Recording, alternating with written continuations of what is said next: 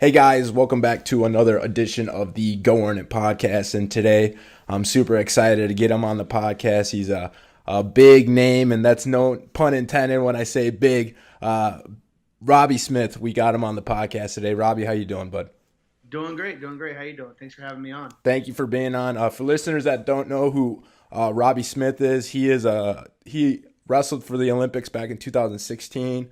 I'll let you start it off, Robby. Would you mind telling the listeners that may not know, especially if they're not in the wrestling world, who you are, what you've done in the past, and just a little bit about yourself? I'm a 2016 Olympian. Yep. I've been the number one heavyweight in the country the last 6 years. Currently ranked two, but I'll get that spot back in 2019. Hmm. And then I've taken fifth in the world the past. I took fifth in the world in 2013. In 2015, I've been ranked top 10 in the world the last 6 years. So, yeah, it's been an honor. I used to wrestle 96 kilos and never broke through onto the world stage. But when I got to break it up, when I went up to heavyweight, I broke through the first year on it and never looked back. So it's pretty awesome. So, Robby, we'll talk about your new role in the Chicagoland area, what you're doing for the RTC. But I want to start off with the story of how you got into the sport of wrestling. So if you mind getting into more detail about the origin of how wrestling started for you, how it came across your life, who influenced you to get into it, a little bit of that story. Yeah. So my story for wrestling was actually it was kind of like an accident. Mm. I started at a very young age, Yeah. but it was through my father, who never wrestled a day in his life. Wow. So I come from a football family. I've come from uh, my dad played football. All his brothers played football. My cousins played football. I looked like I was going to be the next big football player coming up. And my dad was coaching. I was around 4 years old at the time. Mm-hmm. I was coaching. The high school wrestling coach got fired or quit. I don't really know that part of the story. And his football players came up and said, "Hey, coach, we need a coach." Mm. And my dad's like, "I've never coached wrestling. I don't know anything." Yeah. They go, "Well, we just need somebody in there." So my dad took the head coaching job and became the coach of wrestling. Mm. And at that point in time, this guy named Gary Snyder, he flew in from Pennsylvania. He became my dad's assistant coach, Mm. and he's like, "You should get Robby in the wrestling," and that's literally it. Wow. That's what it took. I mean, Jeez. it was literally it's crazy. I always think back on it, like if those kids never asked my dad to coach, would I even find the sport of wrestling? Yeah. In where I grew up, it was all about baseball, basketball, football, even water polo. You grew up in California, right? I grew up in Yeah, California. so that I mean, although now in wrestling, California is a big spot for the wrestling, MMA, combat, jiu-jitsu scene. But I'm sure back then, before wrestling started growing, it wasn't really much No, out there. kids were still homophobic about it and all Yeah, that stuff, and like yeah, it wasn't a big sport, right. and it tough because Yeah, like I always think like would I play football, would I play mm, baseball, what would I have done, right. would I have become an Olympian in some other sport, but this great sport found me and it was what I was meant to be and what I was meant to do, and so that's what I'm happy. That's what I mean. I take every blessing with it, so it's pretty For awesome. sure. So were you playing other sports growing up in high school, middle school? Was football, baseball, those sports in your life as well, or was it strictly just wrestling? So growing up, I did everything. My parents threw the kitchen sink at me. I did everything pretty much except for basketball Okay. because all wrestlers are pretty horrible at Yeah, basketball. I'm one of the worst basketball players ever. um, but so I did everything else: soccer, football, Yeah. baseball, swimming, all that stuff. And they gave me every opportunity to pick. And Hmm. then right around middle school, my dad says, "Hey, we can be good at a lot of things, or we can be great at one. So you got Mm. to pick one." And at that point in time, I was just I'm still madly in love with it, but I was really I loved All wrestling. wrestling, yeah. So I was like, yeah, let's do wrestling. Mm. And then from that point on, I just stuck to it. And all through high school, I mean, it became I would go, 5 days a week, and then it would be going 2 practices a day and stuff like that. And then it just became, all the time, Yeah. and it consumed my life, and which I'm grateful for, because I wouldn't be where I'm at if I didn't make that decision. Honestly, I feel, you get these kids out there that do these, that do three-way sports, but they don't pick one. They're not, it hurts your chances of getting scholarships Right. and going to the big shows that you really have dreams for, and all of them. But you could pick one and be great at it. Yeah. There's very few people, maybe Bo Jackson and now this kid from Oklahoma who are baseball stars and wrestling stars, or not wrestling stars, and football stars. So the that can possibly work, that marriage, but it's very slim. Yeah, So, especially in the college level, yeah, it's very unheard of to have a Division One, even all divisions. It's a tough workload to not only take on school, but the commitment wrestling takes year round, and then add another sport onto it. It's like insanity. it's insanity, and I never went to college for like collegiate style. I went Right. straight into Greco. And so even like that was insanity. And then to think to have full time, like a Northwestern education coming at you, or Yeah. a big D1 college education coming at you, trying to juggle both those, and Right. then maybe another sport on that's insane. Yeah. So, me being the kid I was, I listened to my father and took his advice, and we ran with it. So it's pretty cool. So after high school, how was that thought process for you? Like not wanting to wrestle collegiately, like where did Greco come into play? Were you starting to train Greco throughout high school as well, or was it all? So How did that come about after high school? again, a whole bunch of stuff just fell into my lap. Like Right. I was supposed to do this sport and Right. style that I do. My dad was a high school coach. He still helped out with the team, but he was still coaching football, helping out with the team Yeah. for wrestling. It was a different head coach, but the wrestling club was all high school kids. I was always been a big kid, but I never had anybody my size, and so basically I'd go out there and just try on the weekends and get my butt kicked. Yeah. But I didn't win my first. I started at like 4.5, 5 years old. Didn't win my first match until the end of my 8, when I was 8. Wow. So like I went a lot of times, and for a lot of kids that's very discouraging. But I never got discouraged. I always was upbeat about it. Even though I Yeah. would go 0-2, 0-2, 0-2. My dad would take me all around the state, all around the area, but I would just still get up and still go. Right.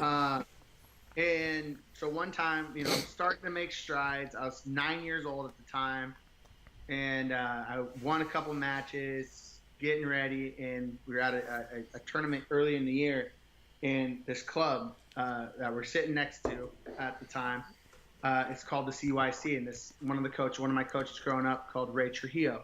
At the time, it's called the Concord Youth Center. Now it's called the Community Youth Center in Concord, California, and he's like, hey, your boy looks like he has some talent. You should get him into the CYC, and we possibly can help him. Right. My dad's like, he was thinking about it, and he's like, well, that's about 45 minutes away.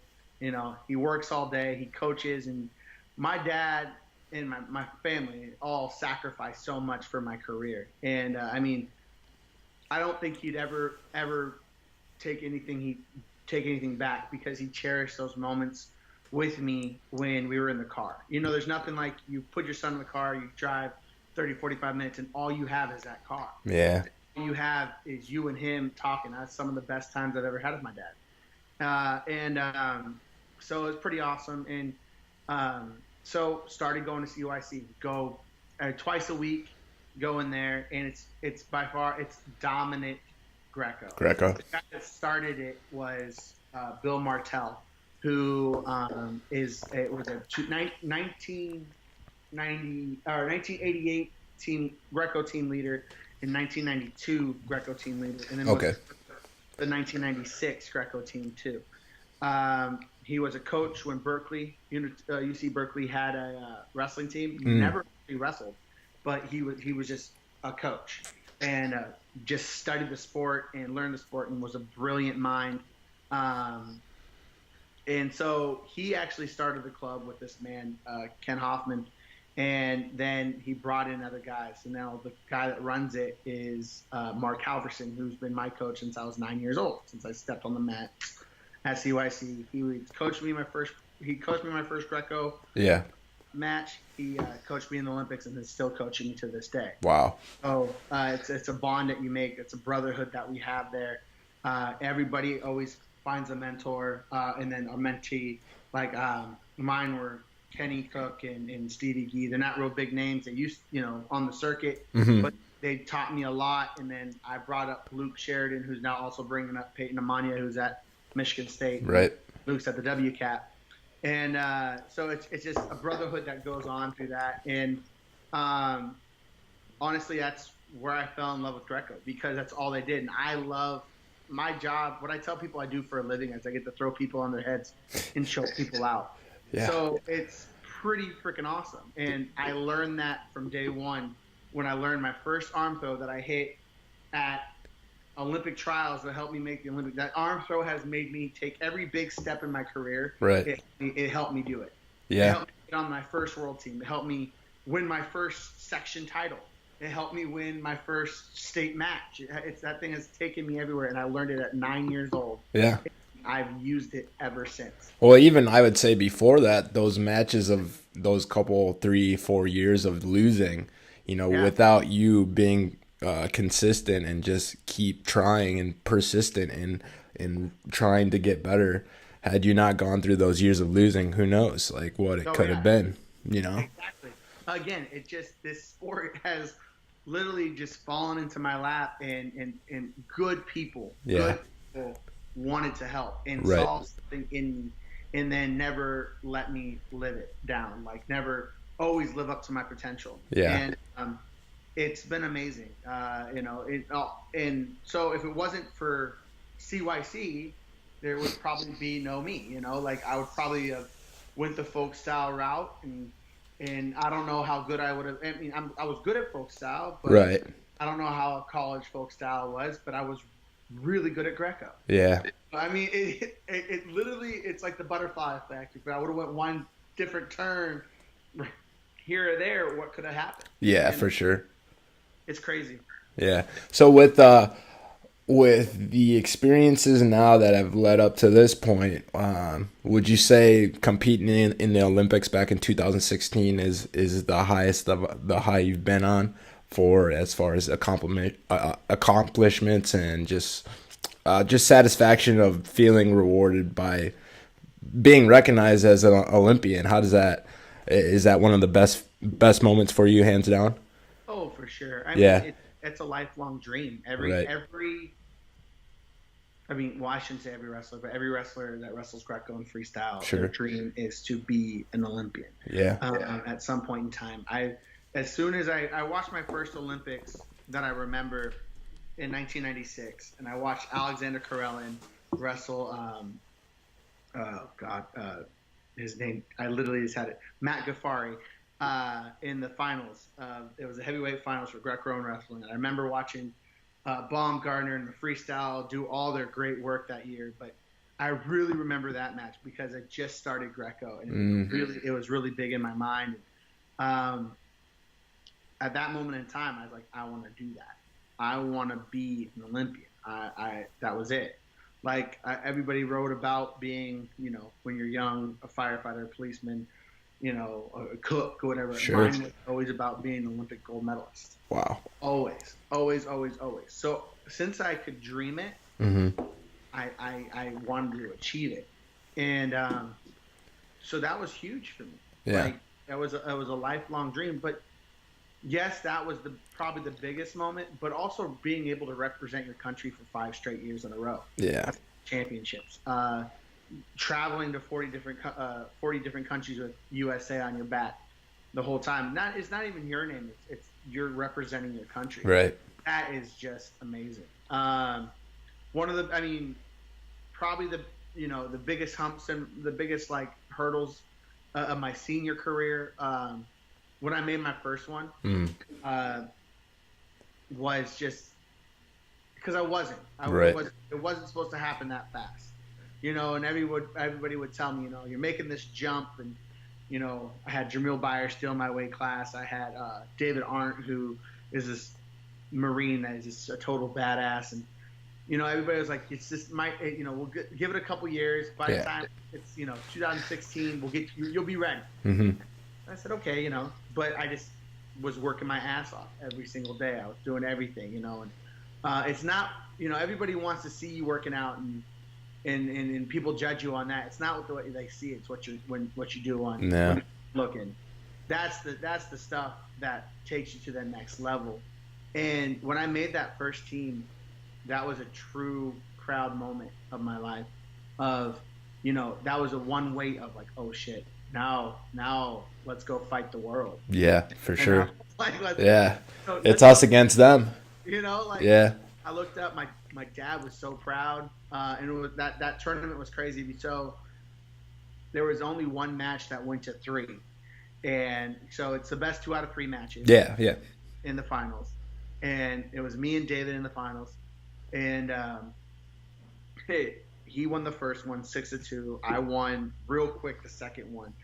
I teched him, and this is when it was back-to-back 3-pointers that you won. So okay. I teched him real quick, and then we came back out for the third match. And that moment right there, I'm like, I'm not gonna lose this. Right. This is my spot from here on out.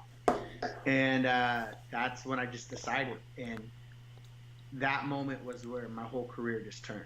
And it was pretty awesome. Not just, you know, me personally, but in the United States, I was like, no, this is my spot. This is it. I'm riding this all the way through 16. Yeah. And then when we got to 16, it was like, no, this is your spot. Like, no one's taking this from you. Yeah. You know, so that's that mindset you have to have. So that was probably, the Olympics was huge, but that moment right then and there was the biggest. So realizing, knowing that you can do it no matter what anybody said or what anybody thinks, like the fact that you had it ingrained in your mind that no one else is going to take my spot. That was it. Yeah. Yeah, it's interesting to see, you know, the change in wrestling, the popularity, but also the change in mental preparation. I talked about this with Jordan Oliver the other week on the podcast. These guys need to realize that you need to start training your mind as well as your body to be prepared for war. And if you're not training your mental, you know, just everything mental in the sport of wrestling, whether it's Greco, freestyle, folk style, it's a real thing. And some guys lose matches over it and they don't realize it. And what would you say is the type of preparation you put into your mental game, or is there anything that you've really realized throughout the last couple of years in wrestling that your mental game has? Have you been working on anything as far as that goes? So yeah, I say, you know, wrestling is 80% mental, 20% physical. Yeah. Or maybe even more. Right. And so you know, you go to sports psychologists and they can help you. They'll give you that 1% edge. Yeah. And everything. But it really comes down to your discipline. And it comes down to that day you're getting your ass kicked in that room and you're just over it. A big moment for me was actually another one, and we all cussed him out for it, but Matt Lindland took us up a mountain that was just packed with snow. And it was supposed to be an easy hike. We were going to hike up to the peak of Mount Quandary up in Breckenridge. And it's a 14, we call it 14,000 feet above sea level. Jeez. No, 14er. And at this point in time, I think it was mid-May or a little like almost June. Yeah. And everybody's like, oh yeah, at this point in time, it shouldn't have much snow up there. Well, it was waist deep snow. Jeez. And none of us were prepared to go up it. None of us were really wanting to go up it. You know, we hit waist deep, but we all decided, well, screw it, we're gonna do it. So we started, and Everybody, was climbing, and of course, as we didn't start early enough, so Right. as the sun started coming out, the snow started getting softer, and like you fell through. And Uh, a moment I had with one of my old competitors at 96 kilos was Taylor, and Taylor Williams, I okay. think. He wrestled for WCAP, and he was a couple-time world team member. And me and Kayla were doing this together, and we decided, like, hey, we don't care if this takes us all day, all night, whatever. We're gonna finish. Right. And I mean, our whole team is gone. They're crossing the snow like crazy. But me and Kayla are big dudes. Yeah, it's So not. every It's not. time, And that elevation too. yeah, Elevation and big dudes do not add up. no, not at all. You could go 10 steps and wait to deep snow, and you're Mhm. dead. You're, Right. you're cold. You're not prepared. Guys got snow blindness up there because Oh, of sunglasses. People's faces were blistering over because of jeez. it was just it was stupid, and we shouldn't have done it. We really shouldn't have. We hit a point, and but it really helped us mentally, Yeah. and we got through it. But so we're going, and it was funny because our coaches are the ones that are telling us to do it. Sure. Then as we pass our coaches, they're turning around. Oh. But our teammates made it up there because they can go faster. Yeah, they're lighter, smaller, getting up there. Across the snow. Yeah. And so, we're passing our coaches and all this, and they're giving us the out, like, oh, you can turn around, you can turn around. And me and Kayla kept looking at each other, and we're like, no, we're not gonna turn around. And we just kept pushing forward, forward.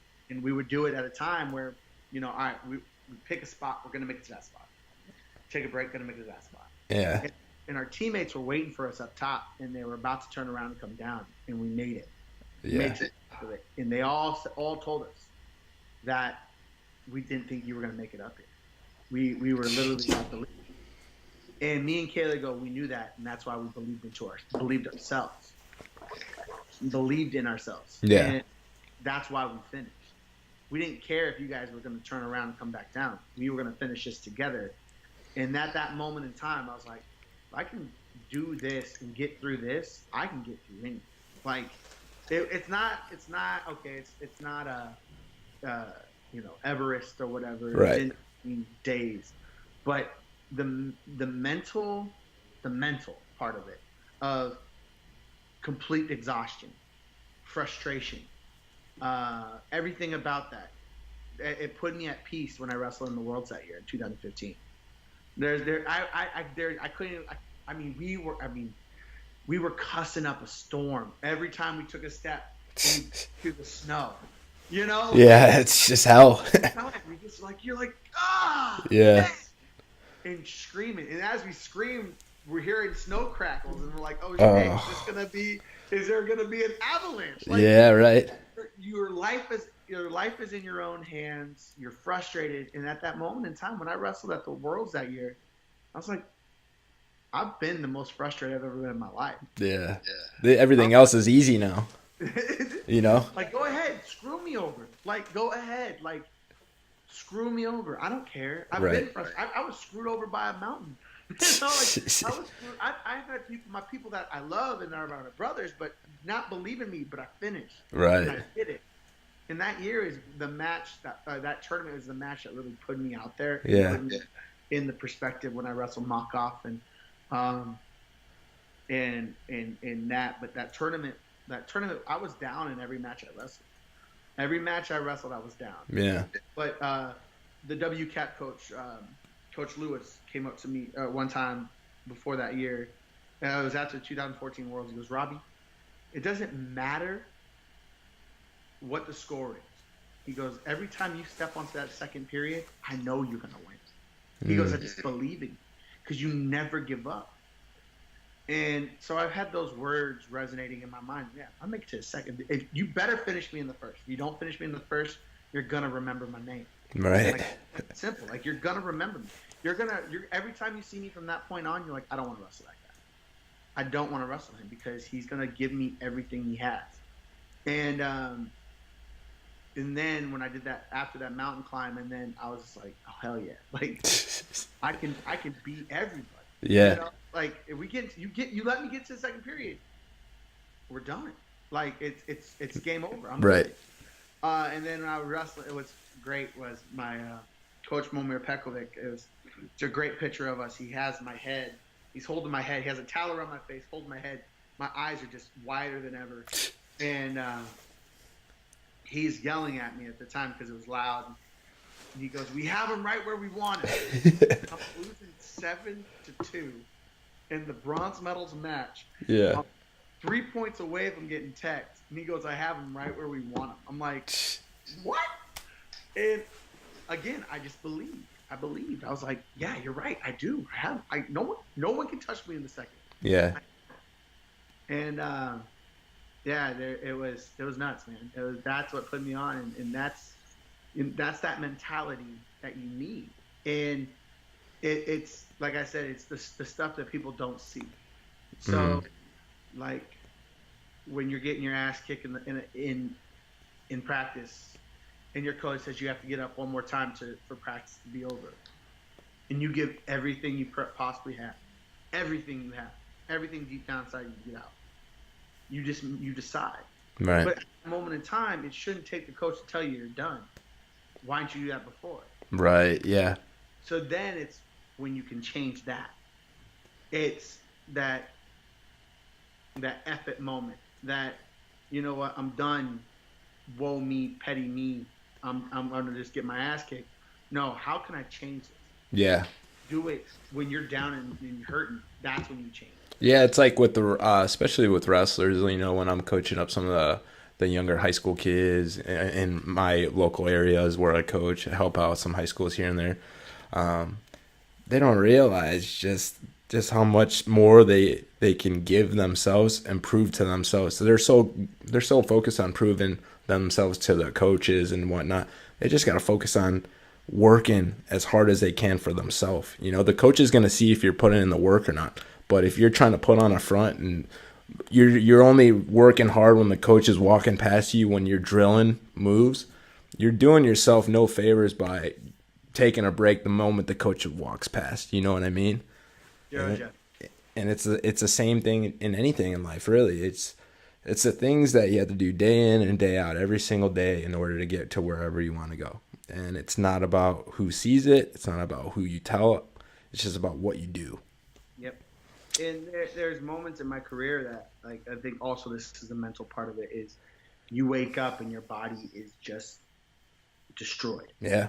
And you sit there and in every moment, every excuse that you can give to somebody goes through your head, like, I don't know, today, or I'm not, I'm snowed in, or whatever. Like, you find every excuse goes right. At that moment, you just put your leg out. Yeah. And you pull the sheets off you. And then you put your other leg down, you sit up. Yeah. Like, I can do this. Right.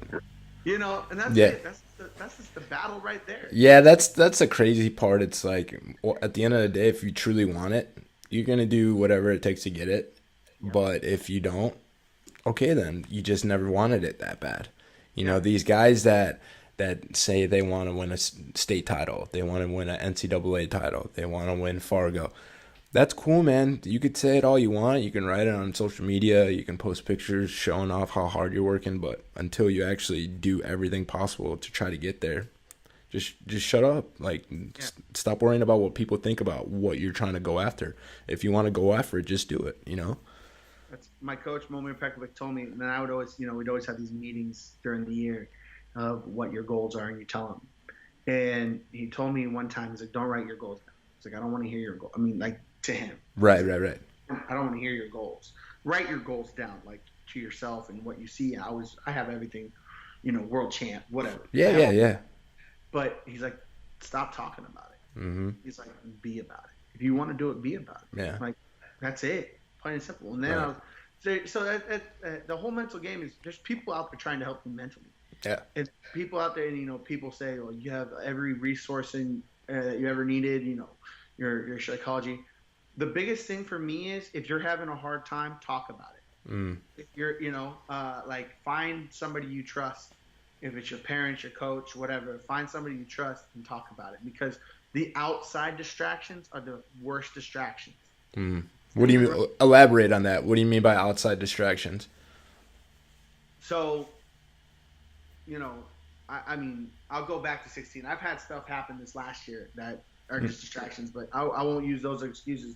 I'm not even using these as excuses. But in Yeah, yeah. 16, when you become an Olympian, everybody wants a part of you. Mm-hmm. Everybody wants to know your name. Everybody wants to talk to you.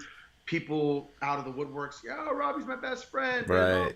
look, Buddies you haven't talked to, teammates you haven't talked to, they're all like, "Oh, remember, man? Yeah, we're yeah, boys," you know. yeah. And you know, my city back in California doesn't want zero part of it. Zero. They would never. I mean, if I came from a small town USA, Yeah. like, you know, Andy Bezic took third at the World Championship and he's from Minnesota. Yeah. He's from Chaska, Minnesota. In Chaska, Minnesota, that man, he took a bronze, has Andy Bezic Day in Chaska, Minnesota. I come from the San Francisco Bay Area. Okay. This small city called San Ramon. Yeah. Who gives two rats' asses about wrestling. All they care about is the big names, the big sports, and all that. So I had one, you know, I've never had a reporter. When I made the Olympics, my phone wouldn't stop ringing. Wow. And it's like, I was like, okay.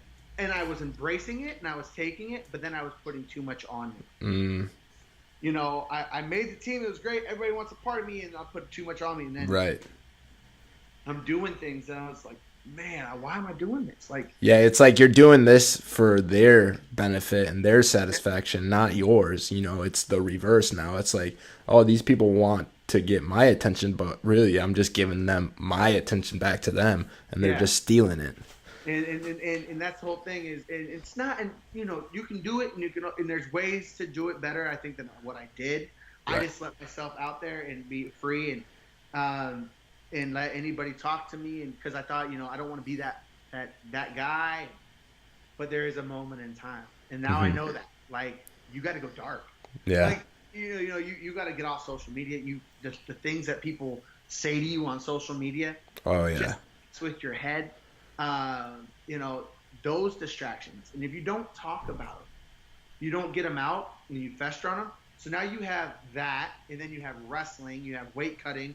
Practicing, you're dead tired. Next thing you know, the weight on the world is on your shoulders. Yeah, you're about to blow too. It's like you're just a pressure cooker, and everything's just getting more and more pressure, and before you know it, that lid's just gonna pop right off. And that was the big thing. My father and my mother, I would just talk to them. Right. And I would go there and I would vent because I had to let it out. I had to somehow verbalize it, and then they would bring me back down.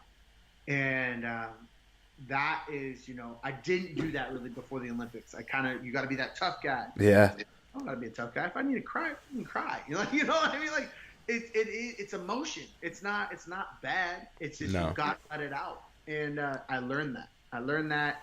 I kind of learned it the hard way, but I learned that. And I'm very happy when I did, because now I have 2020 to do it right, and I have, you know, the rest of my career to do it right. And then also, as now kind of starting to coach and getting that coaching phase, I can help these kids at this moment in time when, hey, I know what you went through. Why? Because I know what you're going through. Why? Because I went through experience. I went through it. Experience. I know. Yeah. And that's the one thing I have a hard time about sometimes with, like, sports psychologists and stuff like that.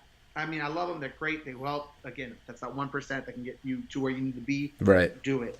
I use them too, but they've never been through it. They can't tell you something that they can't relate to. They can't try to teach you something that they're not going to relate to.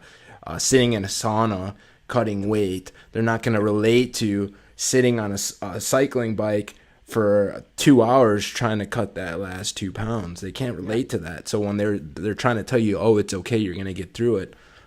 I need more than that, man. It's more than just, oh, you'll be okay and a pat on the back. You got to understand what I'm going through, you know. So it's nuts, man. Yeah. And it's that's why like you should lean on your coaches Yeah. and family and stuff like that, and because those are the people like my dad. He never wrestled, but he went through a lot of things in life, and that man will always just tell me, one of the biggest sayings. He goes, "Shit happens, and then we die." And it's a kind of it's a messed up saying, but it's also kind of puts life in perspective. Yeah, it's really simple.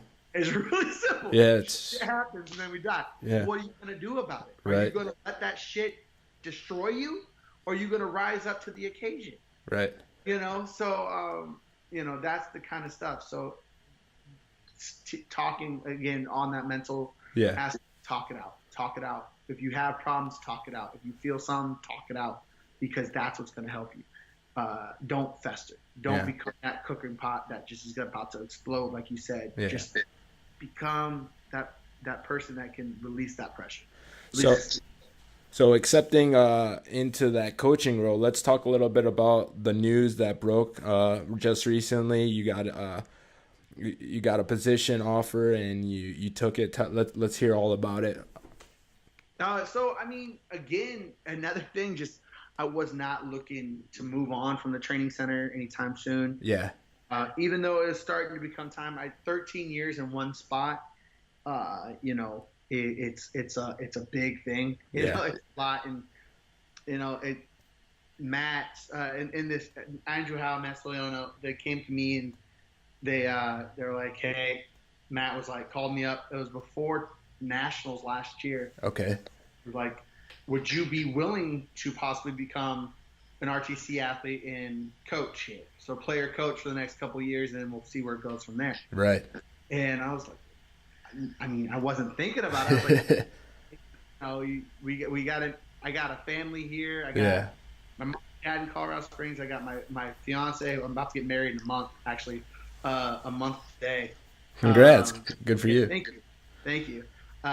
We're getting married, and like I'm sitting there. I was like, man, this is nuts. Yeah. And my fiance Kelly was sitting next to me, and she goes, "Oh, you can't pass up on this."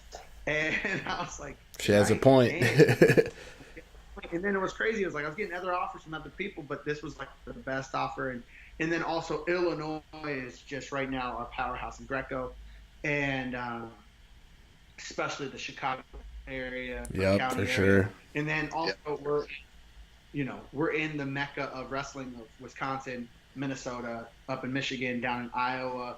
We can go to all these different areas and grab kids how we need it, and to rebuild the sport of Greco. And I think I'm, in my mind, not to toot my own horn, but I can do it. Toot it. I feel I'm the best ambassador for that. Okay. Right now I don't have the world medal or whatever, those credentials, and I'm hoping to get those in the next 2 years. But even if I don't, I still am the face of this program. They still use my face all the time for this program. Yeah. So why not give it everything I have and be the best ambassador that I possibly can be? For sure. And so I feel I can grow the sport again.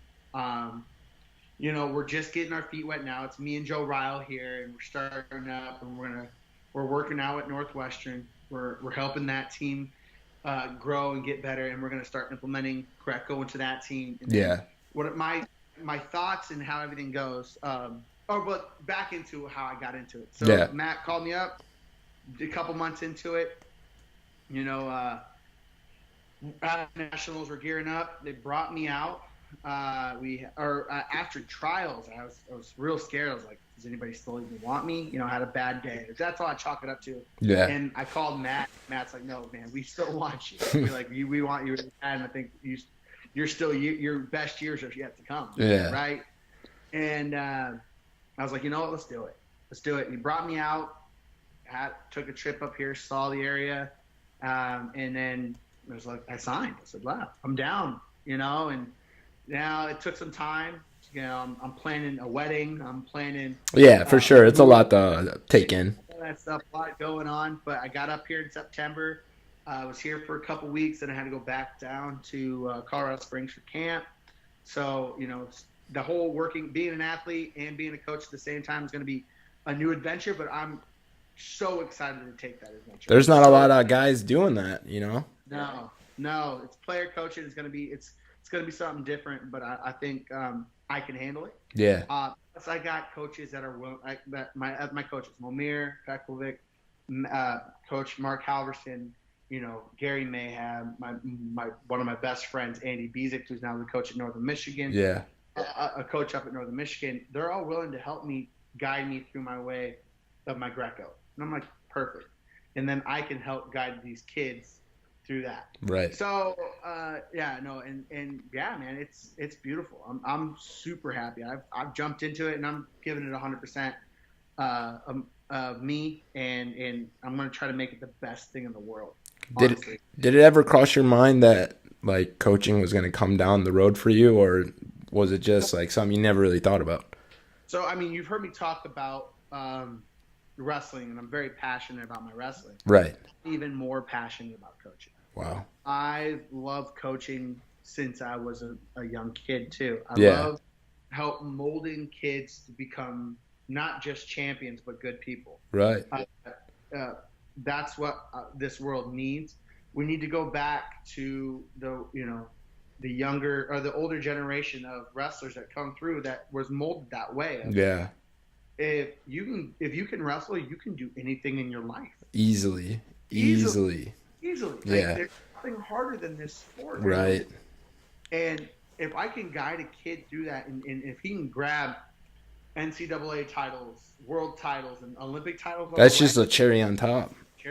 Yeah. And everybody's like, well, that's what I think we have going a little bit wrong is, we're driven on titles and medals. Well, if you build a good person, you teach them how to do it, that title should come. Right. Yeah. Those medals should happen.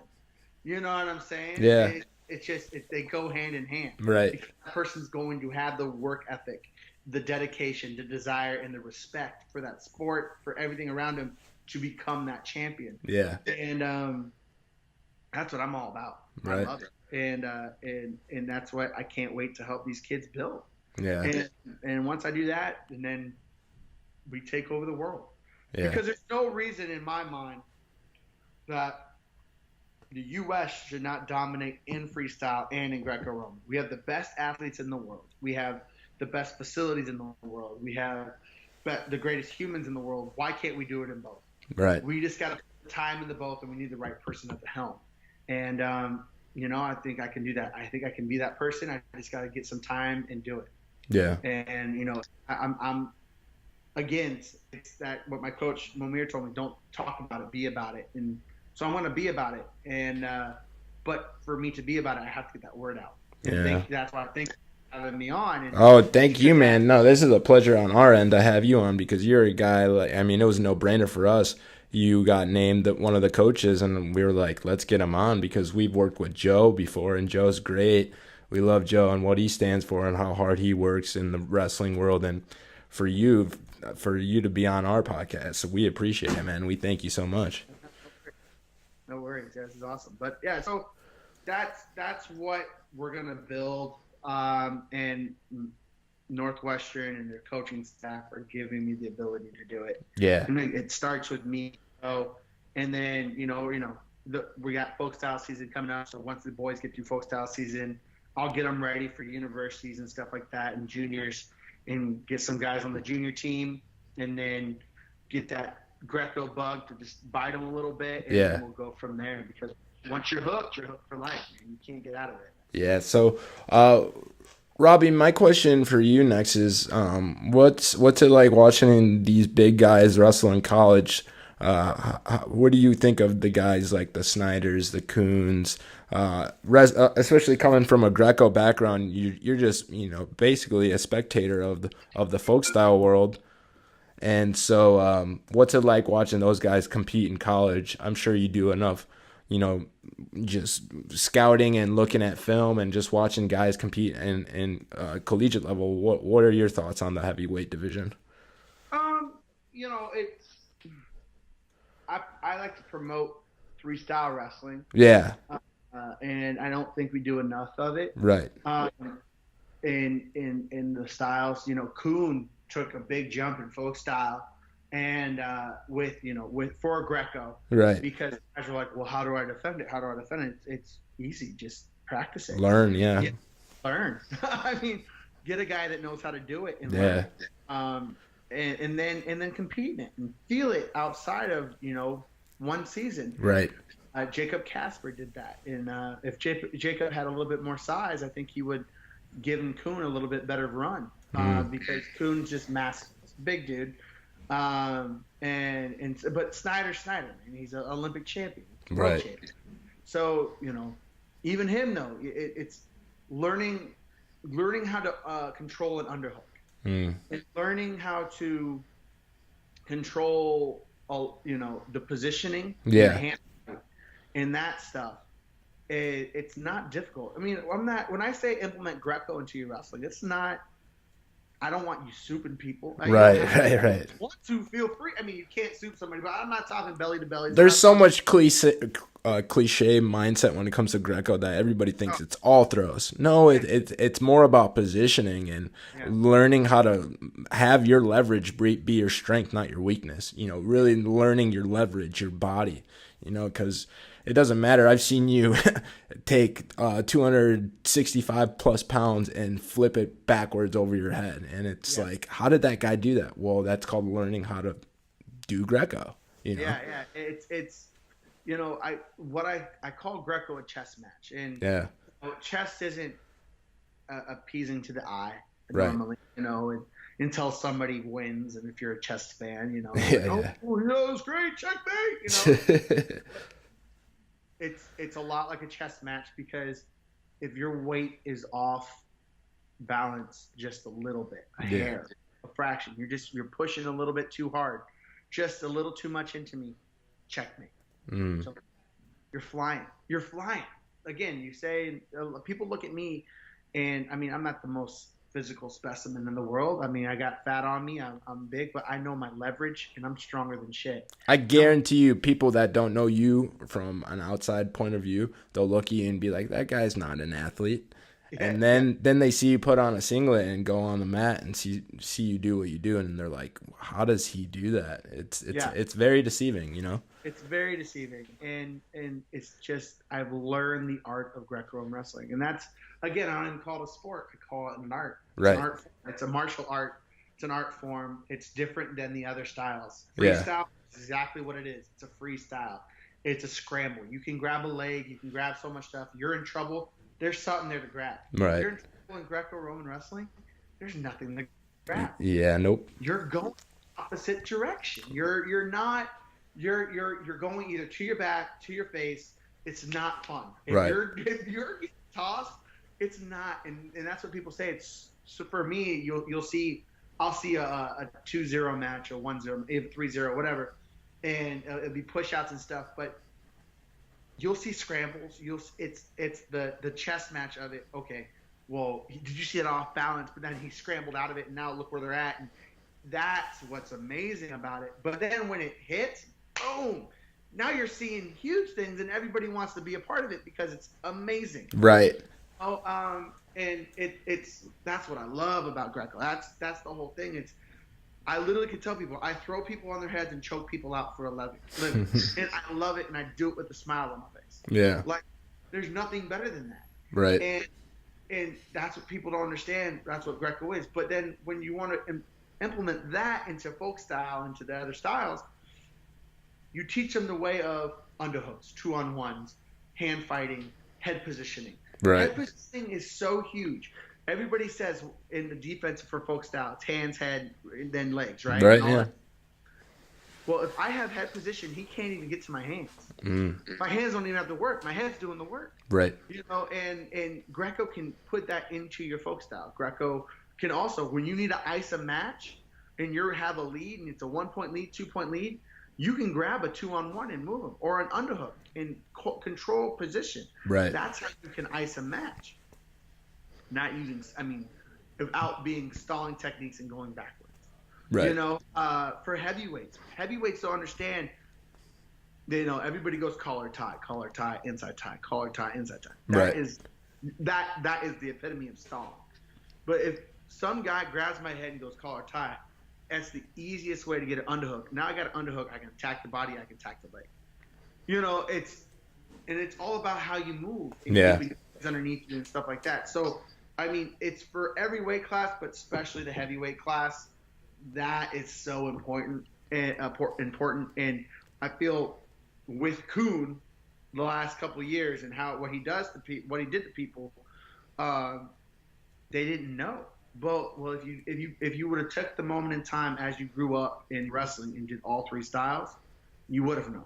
Yeah, that's like for me. I personally, it bugs me that I never really got into freestyle Greco just because everybody was so. When I grew up in high school, it was I was fresh in the sport. I started my freshman year of high school, so I already had a very I was already behind. But I never really took the chance in the Greco and freestyle. But now it's like these kids that are competing at Fargo. It's almost like you need to get some experience in those other styles because these kids, if you want to be the best, that's what these guys are doing. They're wrestling freestyle, they're wrestling Greco, and that's how they're getting better in their folk style game is because of those. Yeah, mat time, mat time, mat time, mat time. Right.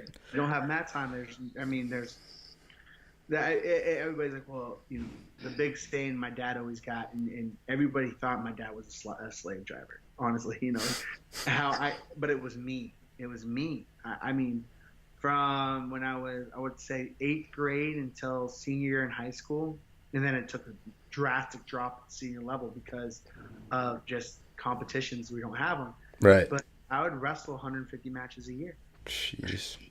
You know what I'm saying? Like, but that's because you wanted to, and that's because you were obsessed, and that's because that was your passion. Like, yeah. People that are listening right now, that's like, oh, that sounds horrendous. No, it's what he wanted to do. It's what Robby was set to do. That's his passion, Exactly. And it would never. My dad said, "Hey, you want to go to a tournament?" I'm like, "Yeah, let's go." Yeah, it's easy, no brainer. Literally the conversations that we would have. Yeah. Where do you want to go this week? Oh, let's go to this one. Maybe I'll get more. And like my senior year with Greco and freestyle, I think I maybe wrestled 135 matches my senior year, and I think I went like 135. Yeah. Like, but it doesn't happen that way unless you literally put in the time. Yeah, I tell kids when I'm at when we set up apparel booths across the country and doing that, when I see kids that take 3rd or 4th, 5th place and they didn't have a great tournament, when I'm talking to them, I'm like, dude, you wrestled today. You got extra practice, and this is all practice, So yeah, you might be down. These losses might hurt, and it sucks. You might have got whooped today, but guess what? There's 90% of the kids your age aren't doing the work you're doing right now. And so you already have a leg up, even though you didn't win take first. You already have more experience that you gained over that person that's sitting at home playing Fortnite. Yeah. Same thing.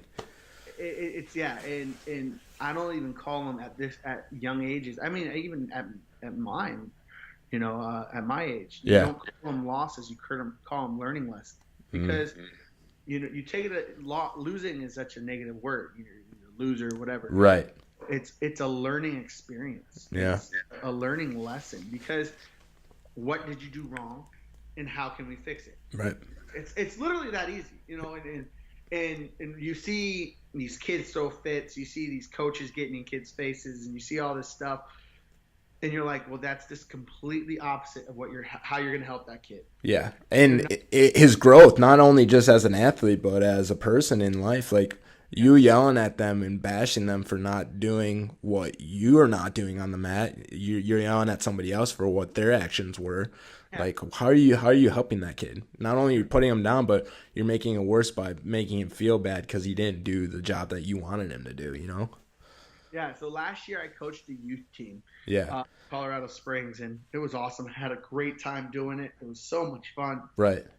But I learned so much. It taught me so much because how as an Olympic athlete, as a guy that deals with men every day of their life, that I would go in beating the crap out of somebody in practice and then go coach from 4 to 14.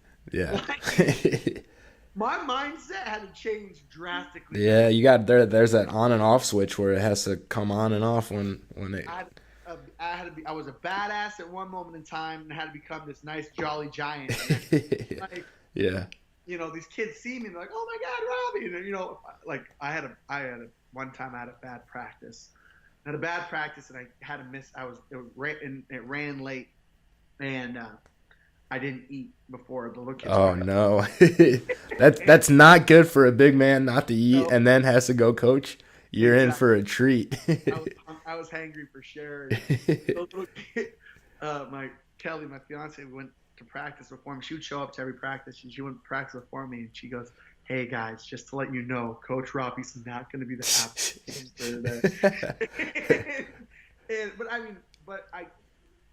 As I was driving up there, I was like, now you have 75 kids depending on you. Yeah. How can you help that kid with his life? Use what you just learned in your bad practice and help that kid at this practice become the next Olympic champion. Right. And so that's the mindset you have to have. It's not like I hope I never, and I tell people all the time, call me out on it, because I hope I never am that dad that lives vicariously through my kid.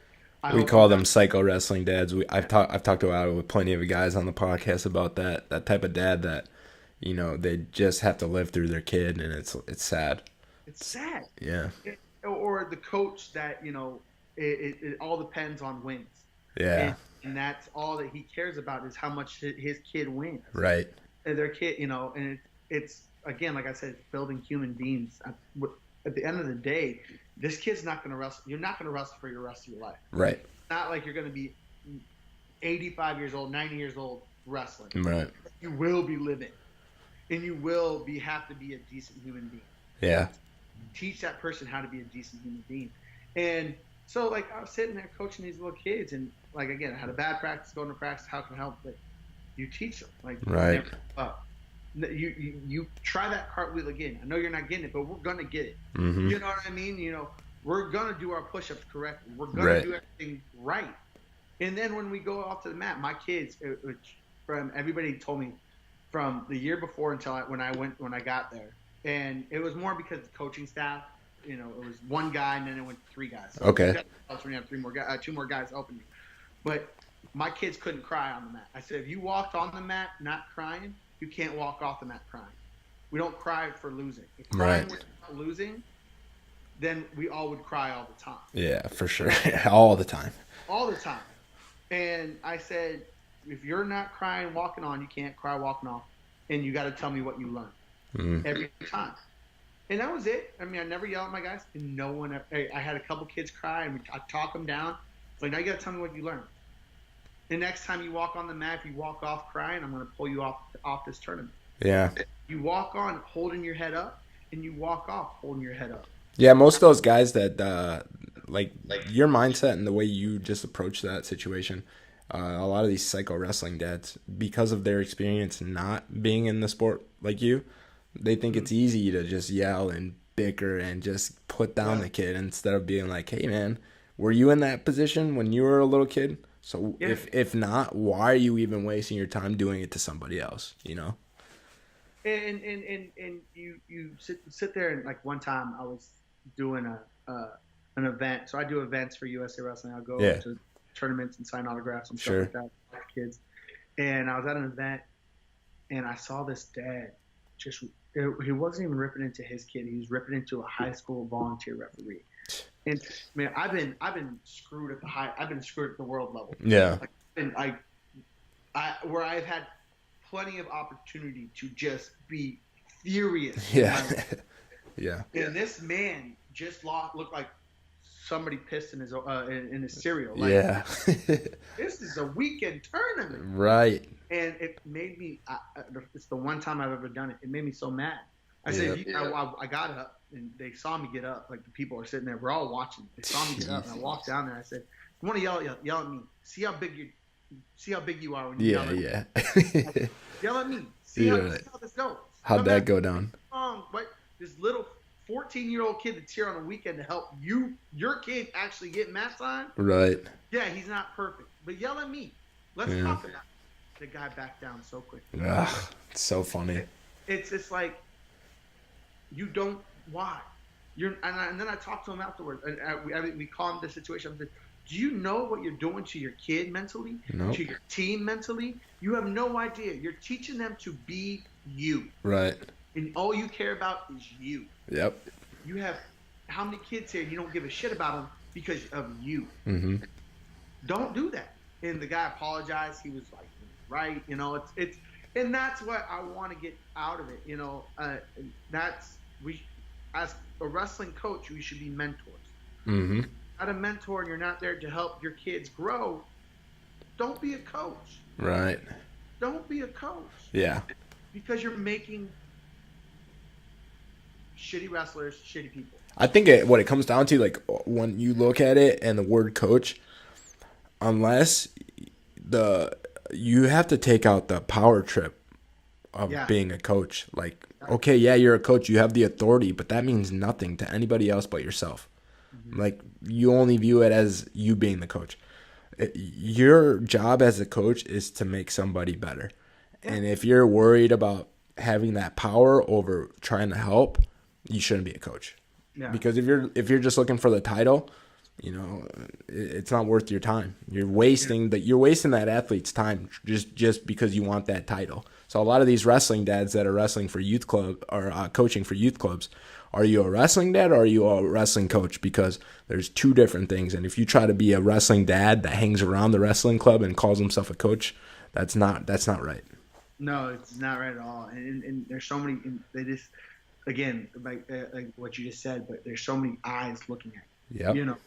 And that's what these people don't understand is the eyes. The kids that are, well, then if he can act that way, I can act that way. Mm-hmm. No, you can't. And then if you're just a wrestling dad and you're not even the coach, now your kid's going to lose. If you yell at your coaches, now your kids are just going to lose the respect of your coaches. Yeah. And although now your team's just down in the dumps, no one cares, and it's just bad. Like I watched, I was at I go to sporting events for kids because of my friends have kids and stuff like that. Yeah. It was a sporting event, and kids were doing good, and then they started losing.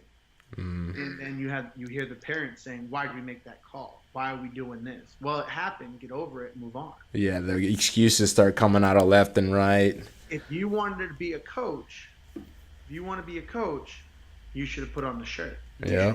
Sport. If you don't want to be a coach, don't say a thing. Right. You know what I mean? You should cheer on your kids.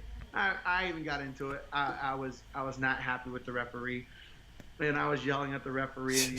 And it was because what kills me is when it comes to that, the referee then had an ego. Mm-hmm. It became about the referee, and there was some very questionable calls. And then I even was making statements, and I was sitting there, I was like, man, there's these little kids now looking at me, and I'm doing this. Right, yeah. I changed my attitude because I was becoming a hypocrite, but at the same time, I'm like, I wanted to take the referee and be like, why are you here? Are you here literally to screw little kids? Right, right, yeah.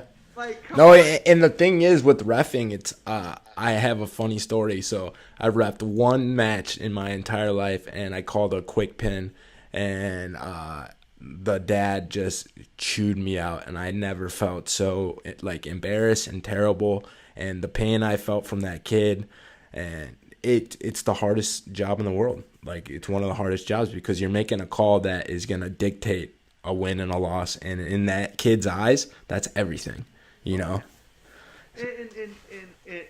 it's huge, and you have to be humbled. And it's the referees that, like, so this guy was reffing youth football, and I want to say he was in his 60s. Oh. And he's flowing. It just seemed like he just knew people on the other team. Sure. He's throwing flags like crazy, and what happens is what you see is they throw the flag, but then they don't explain it. Mm. It's youth football. Like, this kid kept lining up offsides. And I know it's also on the coach. Right. Again, as a referee, be like, hey, buddy, the reason why you got hit for that flag is because you lined up offsides. You got to be behind that ball. You're just a little bit over it. You got to be offside. Right. But this dude throwing flags. Yeah, this isn't the Super Bowl. Like, explain what they're doing wrong. They probably don't even understand. Thank you. Yes. And so people are like, that was my frustration Yeah. this whole time. And like you try to verbalize that, but it's like you can't because this guy out there again is for himself. Yeah. It's not there to help grow youth football in America. No, he's Right. there to show how he can referee a youth football game. Yeah, and collect a small paycheck that's not going to really make an impact on his life. Yes. Yep. Yes. And it's crazy, and then and that's what's hard about so we get a lot of the times we hear the millennials and all this, and it's like, well, who taught the millennials? Yeah. We Right. go back to that. Yeah. Technically, I'm a millennial, I guess. Yeah, same, and it's just such a weird term. It's stupid. It is, and the generations. It's like, so who taught us? I was taught great. I was taught by my family. Yeah. Good people. Right. But who taught everybody else? Right. You know what I mean? Like, there's somebody that had to teach them. Yeah. It wasn't to go that direction. You know what I mean? And that's what coaches got to understand is we're building the next generation. Yeah. Not of wrestlers, of human people. Yeah. Of people in general. Right. And if we make these kids good human beings, it goes out to everybody else because they're gonna be the ones to look on. Right. Yep. You know what I mean? Yep. So it's crazy, man. But that's what I love. I mean, again, I'm passionate about it. That's what I love about coaching. It's what I love, and I know I can do it, and I can do it to the best of my ability. Yeah. And it's fun, man. It's fun. It's fun. Like here, I mean, I've only been here for a couple weeks, but I'm bonding with this team. Mm. They see me grinding it out with them. They see me going. We're getting after it. Yeah. But at the same time, they can come. I've already had kids come to me like, how can I do this better? I'm like, well, let me show you.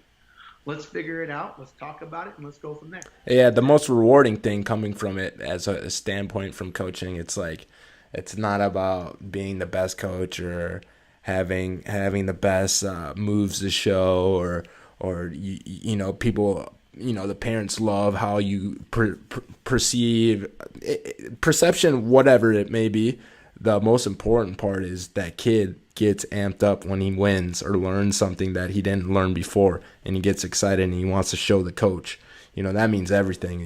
When the satisfaction you get from coaching is not from the wins and losses, it's from the kids improving, getting better and learning, because everybody starts 0-0 in wrestling, and what dictates that is how hard you work and the work you put in and your coaching, Yeah,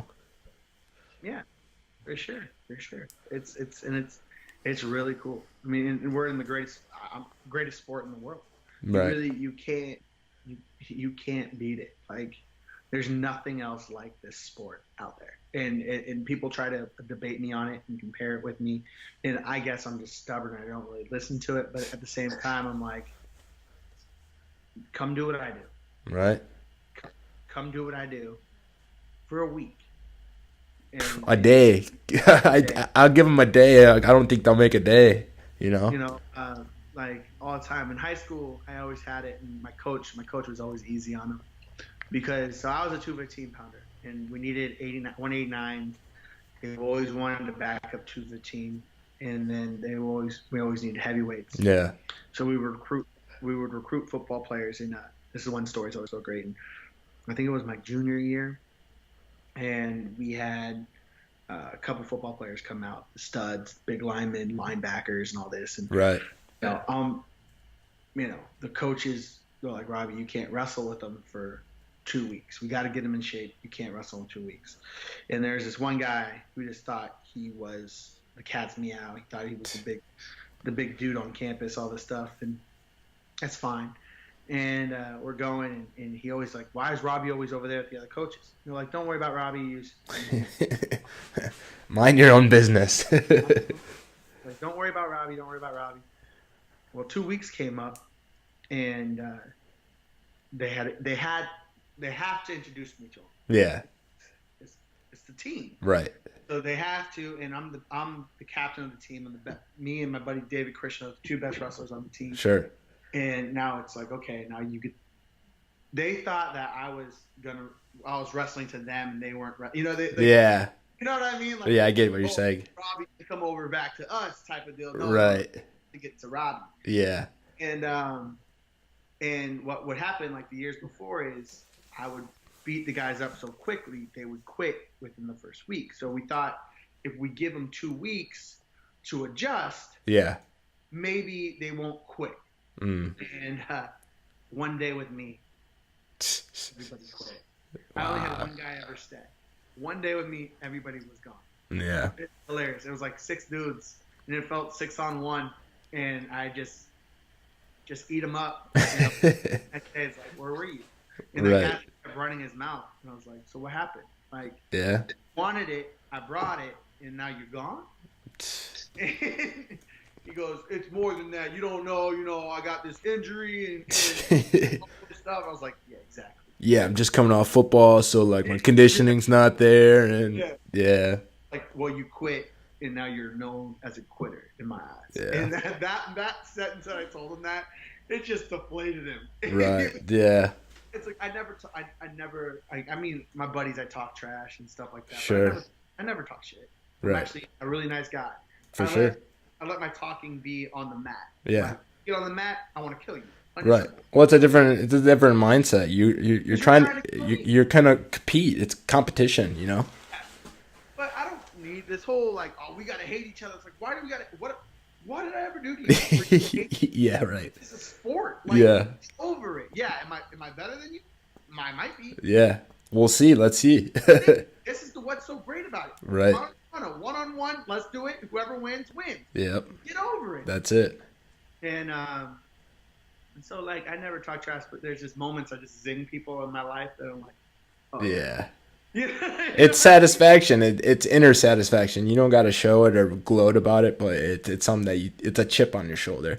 It's like this guy I talked trash about, and he was just yapping at me, and I told him, forever in my mind, you'll be known as a quitter. And that sentence just crushed it. Yeah. I was still nice to the guy. I'm just know when you're with me and we're around everybody else, when you're doing your whole thing. I know who you are. I see you for what you really are. Exactly. Yeah. Yeah. He was always just like, damn. Yeah. That hit. Like that hit. Yeah, it hurts. It hurt. Yeah. And that's, don't be that guy. And that's the one thing also my dad instilled in me is like every year he always in September, because it was the end of my Greco season and the beginning of my folk style season growing up. Yeah. Him and my mom would sit me down. They did it. I mean, they say they would do it every year till now. It's like, you really don't have an opinion anymore. If I do this, right. God help me, guide me. But it was always sweet of them to ask. Yeah. But they'd always ask, Robby, do you want to do this? And if I said yes, I'd have to finish the whole year. I always said yes. Yeah, for sure. It's commitment. Yeah, it's commitment. But once I said those words, then my dad would be like, think about it. Yeah. Warning. Fair warning. Fair warning. Yeah. Like, remember what we did last year? We're stepping it up. Right. So you want to do that again, but more intense. You're doing it. Mm-hmm. There's no stopping. Right. And and I always said, hell yeah, let's ride. Sign me up. It's time. Yeah. It was, and that's just how I live my life. Yeah. You dedicate yourself to it. If you're going to be a part of a team, you be part of that team. Yeah. If you're going to dedicate your life to a sport, you dedicate your life to that sport. Because now, again, dedication. You're not just dedicating yourself, but people are depending on you. Yeah. If you quit, that leaves a spot open on your roster that your other friends and teammates don't have. You have to take a sense of accountability when it comes to trying to accomplish a goal. So not only is that goal accountable to you, but the people that you surround yourself with. So if you're trying to get that state title, well, you got to be accountable to your coaches. You got to be accountable to your parents. You got to be accountable to your teachers in school. Like it's about a game of accountability too when it comes to success. It's crazy, man, and that's what the sport teaches. Yeah. I mean, and that's why, again, I come back and say I love it, because there's and again, there's nothing else like it. Nope. For me, I don't have seasons. Right. My life is a season. Yeah. My whole, like, when's your season over? No, it's life. It's a lifestyle, yeah. Lifestyle. Like, I'm still working out. I might get a couple weeks here and there, take a break, whatever. Right. But no, my season's still going on. That's just called recovery. Yeah, for sure. There's no seasons. Right. This is my life, and people don't understand that. No. Like, you don't get a break from your job. Like, right. When's your season of your job over? No, that's what you got to understand. And that started for me in 8th grade. Yeah. When I was 13 years old. Right. They're like, when's wrestling season over? It's not over. It's never over. It's my life. It's my life. Yeah. It's literally my life. Yeah. And that's what I love about it. And that's what, again, people don't understand. Football players, they don't understand. I need a break. Yeah, you get in high collisions all the time. I understand that, whatever. Right. Cool. I'm not. Concussion protocol is not a joke. No joke. Not saying anything like that. But you're not the toughest person in the sport. You're not the toughest person in the world. Right. You know what I mean? Yeah. You're not. In my mind, you're not. Right. Baseball players. I think the one sport. I mean, MMA, of course, jiu-jitsu. They are comparable, but like the one sport I actually honestly think the badass is hockey. Yeah, I was gonna say I think the two sports, and I give all the credit to wrestling as the toughest sport in the world, like hands down. The second toughest sport is hockey, just because of the you're on ice. Not every LeBron James can skate on ice. Not Aaron Rodgers. All these different athletes from different sports. You put them up, put a pair of ice skates on them and see if they can move like a Patrick Kane. I will tell you right now they can't. You can't. That and those dudes are tough. Yeah. But I mean, I think that mentally that's the only sport that can really come to it. Right. Outside of combat sports. Sure. But even like MMA, those dudes take breaks. They have to, of course. Yeah, recovery is huge. Yeah. The recovery is huge, but the guys on top right now. I think what is it? How many weight classes? 8 weight classes. Yeah, something like that. 7 out of the 8 weight classes are wrestlers. There's a reason for that. Right. There's a reason because they embrace that grind. They embrace that lifestyle. They don't. There's no days off. TJ Dillashaw. I just listened to him on Joe Rogan podcast. Yeah. And it's no days off. It's obsession. Like you got to be obsessed with. Like McGregor has said that in UFC. Like you got to be obsessed to be the best. That's it. Yeah. But what's crazy for him is what now is coming out is and then this is what wrestlers should know too is recovery, and that's what I'm trying to preach to these kids here at Northwestern is take care of your body now. Don't take care of your body when you're my age at 31. Take care of your body when you're 21, 18, 19. Yeah. Then when you are 31, you're already in that routine, and your lifespan going on you're gonna last longer. Sure. Yeah. I started taking care of my body right around 25 years old. When I went to heavyweight, I started doing ice baths, cold plunge, massage, yoga, doing that stuff to recover because my body needs it. You know what I mean? I can't go. I'm not a young kid anymore that can go. When I was 18, 19, 3-hour practice, wake up, do another 3-hour practice, and feel great the next morning. Yeah, not happening. Your neck's all jacked up. You're barely moving your legs out of bed. Oh, it's the worst. And you're walking into the wrestling room. Yeah. Thank God it's warm. Yeah. Takes you a good 20 minutes to get back in check before you can actually start drilling. It's the worst. And so that's on recovery, and that's what one thing I got from that TJ Dillashaw podcast is he forces himself to recover. He forces himself to do, and right now they're doing heart rate monitor stuff. Yeah. At the training lab and all. And my coach actually, I should probably get more into it. Halverson's been on that for my coach Mark Halverson at CYC. Okay. Been on that for a couple of years now. He's like, "We gotta do it. You gotta do it." No, I'm good. I need to get back on it, and you probably listen to this, like, you gotta do it. I actually have my heart rate monitor right there, but it's it shows you like you're gonna get sick or you're gonna get injured and stuff like that. So take a day. Yeah. And what we don't know as we train is a day's not gonna hurt us. No. You know, everybody says that day, that old saying of the day you're not training, your opponent's getting better. Right. But that day you're not training, your opponent also might be getting hurt. Yeah. You know what I mean? Also, like with training, like you got to look at that word. You don't have to be training physically to be training. You know, watching film all day, studying tapes, you know, writing notes down, learning video from YouTube. Like you could still be training mentally. It doesn't always have to be a physical day every single day, day in, day out, because it's not going to be good for you. Now, how old are you? I'm 25. Just turned 25 in August. Don't let the bald head deceive you. Just shave it. So you're a little bit younger than me. A little bit younger. But how crazy it now? I mean, maybe you had this, but in college and stuff. But like for me, like growing up, my dad had to videotape me to watch videos. Right. Like I have countless hours of me wrestling and right. my opponents wrestling. Yeah.